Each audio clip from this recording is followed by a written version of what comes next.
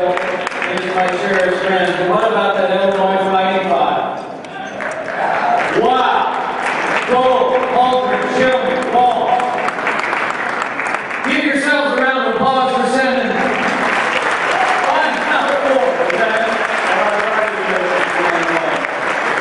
America's grateful. House Republicans are grateful. As a part of the leadership team in the last Congress that fought all over this country, I just want to say thank you first and foremost. Everyone gathered in this room for the sacrifices that you made to send this extraordinary delegation of men and women to Congress at such a time as this. The members of the Illinois Republican Party, the County Chairman's Association, thank you for letting me be here. Honor my hero, Ronald. And it is a joy to be here and to share the podium with the likes of Newt Gingrich. Other than our honoree tonight and Jack Kemp, there's no one who's had a greater influence on my thinking over the last quarter century than our previous speaker. In fact, I dye my hair to look more like Newt Gingrich. And Rick Santorum, it was wonderful to see Rick after a storied career in the House and the Senate re-emerging on the national stage as a declaring voice for values. Rick, grateful to be with you today. And not just because he's the clear-eyed voice of foreign policy in America on the television airwaves, but because no one since Teddy Roosevelt has made a mustache and spectacles look better on the world stage. John Bolton is a joy to be with you. Thank you for your leadership. Now, I got to be honest with you, it's a little bit awkward, coming tonight with so many distinguished men and women and colleagues, people that are talking about running for national office. You know, when Mark Kirk came up to me on the House floor and invited me to come and speak tonight, there was speculation that I might run for president. And some of you know that my family and I recently decided that our calling is closer to home. Well, I picked up the phone and I called Mark Kirk and I told him I wasn't sure I should still come. And he said, no. He said, Don Wade Rome already said you're going to be running something in a couple of years, so you might as well start in Chicago, Illinois. So thank you, Mark. You're still making us feel welcome. Actually, the reason I'm here is one reason only.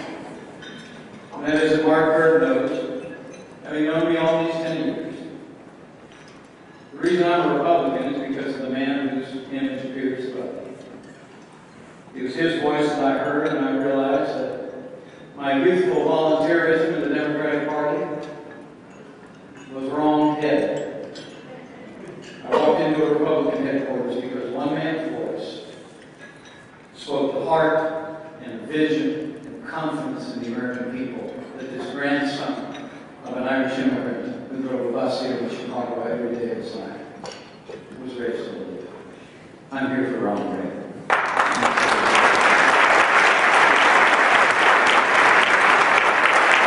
I want to talk to you very briefly. I kind of think what Henry VIII said to his fifth wife. I won't keep you long.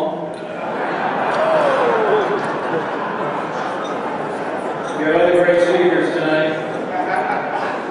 Well, let me talk just real quickly. Heart, vision, faith in the American people, and I'll slip away quietly. The old book tells us a joyful heart is good medicine. Ronald Reagan was a man with a joyful heart. It was a heart that was minute right here in the heartland of America. His humor, as Senator Kirk said, even for an Irishman, was pretty legendary. We come by a little honest. When accused of being lazy, Ronald Reagan said, quote, "It's true, hard work never killed anybody, but I figure why take a chance."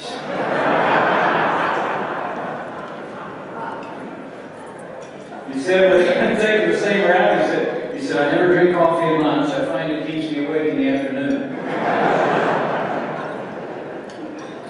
And he went on to say, "I left orders to be awake at any time in case of a national emergency, even if I'm in a cabinet meeting." This is his stuff, so it's a courtesy lap. Of the media, President Reagan said to a gathering of the Washington Press Corps on occasion, he said, "It's my job to solve all the country's problems, and it's your job to make sure no one finds out about it."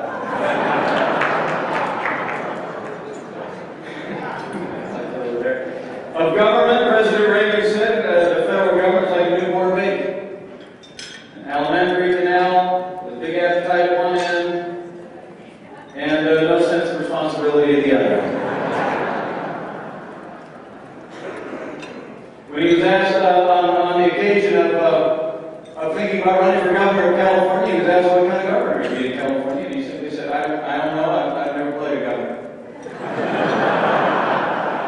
In fact, I'll tell you, humor was so important for President Reagan. The next time you're in the Capitol building, I encourage you to stop in the Capitol Rotunda to take a look at that beautiful statue of President Reagan, the state of California donated not long ago. I was at the dedication ceremony for the statue. And I was literally seated on the front row as a member of House leadership, and I sat next to the sculptor and struck up a conversation with him that I'll treasure in my heart all my life. I said, tell me about the image, the facial expression that you captured so perfectly in that statue. And he said to me, well, he said it was selected by the family, it was selected by the foundation, and he said it came from 3 pictures that captured the president right at the moment that he was about to tell a joke. It's true. They're forever memorialized in the United States Capitol as President Reagan with the "I've got a good one" look on his face.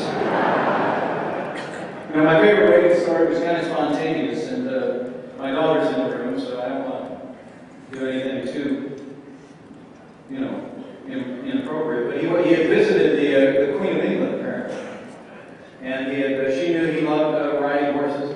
As I do, my family does, and so she arranged for a horseback ride down at near Windsor Castle. And as the story goes, the Queen sitting on her horse, and President Reagan on his began to ride slowly out away from the palace.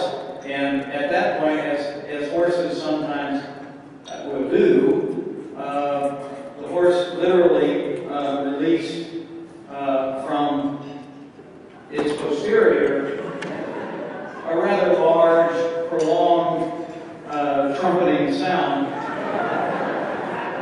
And as was recounted from someone who was in attendance as a staffer, the Queen literally looked shyly at the President and said, sorry, Mr. President.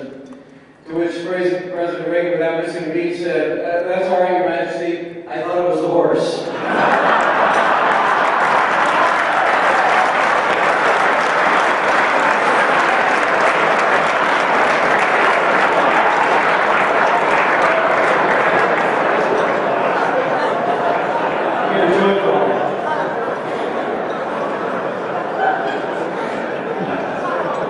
Ronald Reagan had a vision for America. A vision for America that was grounded in the timeless ideals of the American founding and the Constitution of the United States. We just heard from Newt Gingrich where that vision led, brought the USSR to its knees, and set into motion a period of unbridled economic growth, the longest period of peacetime expansion of this economy since World War II. It's just truly extraordinary. I'd like to suggest to my neighbors in Illinois tonight, though, that there is some unfinished business in Reagan's vision. And if we think about ways that we can honor his memory in this century, we should reflect on that unfinished business and be about it. I think it falls in the category of limited government and life. Ronald Reagan was a man committed to the principles of limited government enshrined in the Constitution, and he was passionate about federalism. In the very first paragraph of his first inaugural address, President Reagan said, and I quote, "The federal government did not create the states created the federal government." And he went on to say that it was, quote, "time to demand recognition of the distinction between the powers granted to the federal government and those granted to the states and to the people."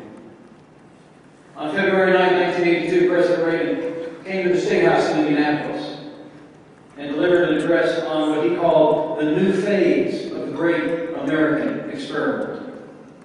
It was a plan to turn back 40 separate federal programs back to the states, to turn back the resources and the revenues that were associated with them.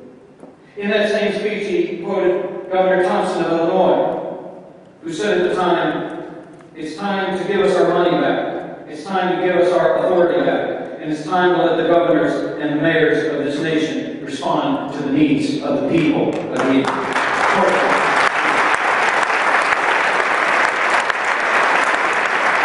Reagan's unfinished work is renewed federalism. And it's about that work that we should dedicate ourselves. The states were our past. They were forged from the wilderness. The states hold the promise of the future, and they will lead America back or not at all. I also want to say gently that the other unfinished business of his life was life. The only book that President Reagan authored during his years in the White House was a short booklet entitled Abortion and the Conscience of the Nation. And in that he said, to diminish the value of one category of human life is to diminish us all. I submit to you gently, to finish Reagan's work, we must stand and restore the sanctity of life to the center.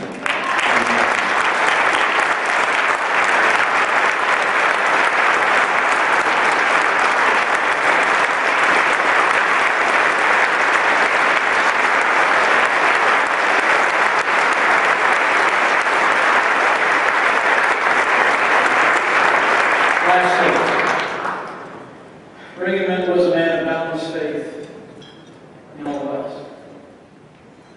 I saw that firsthand. I was a candidate for Congress first in 1988. Young, okay, darker hair. Kind of more of a Rick Said farm look going at that time. Got invited out to meet the president. It was August of 1988, the waning days of the administration. And we were standing in the East Room waiting to come into the Blue Room for the standard photo op. Mark has seen it many times. My colleagues, Judy, Baker, Don, and Sue, Peter Rice, and the same. And I was standing nervously as a young candidate, 29 years old, and I was thinking, what would I say to this man who had meant so much in my life?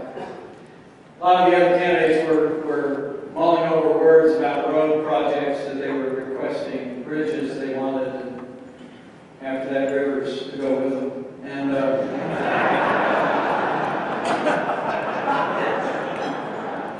but I looked at my young wife and I said, you know, hon, I think I'm going to tell my grandkids about this moment someday. So I want to say something to this man that I can remember and pay some debt of gratitude to him.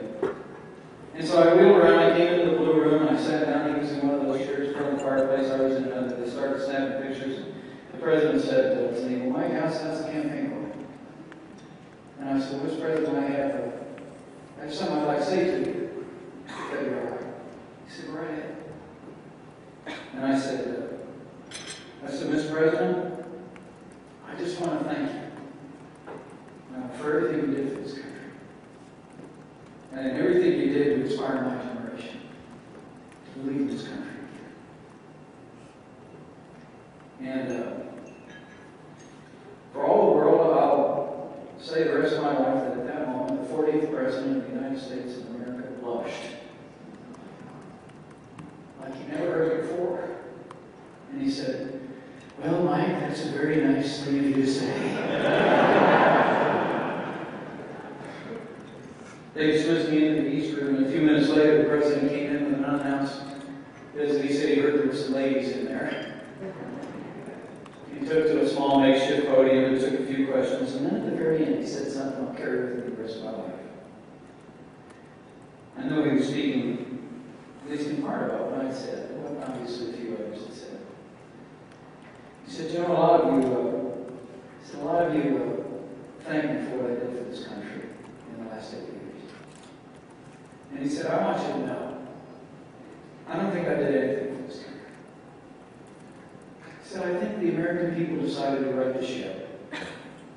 And I was just the captain that they put on the bridge. And they did it.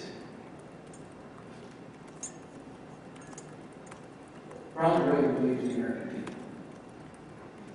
And the American people believed in him right back.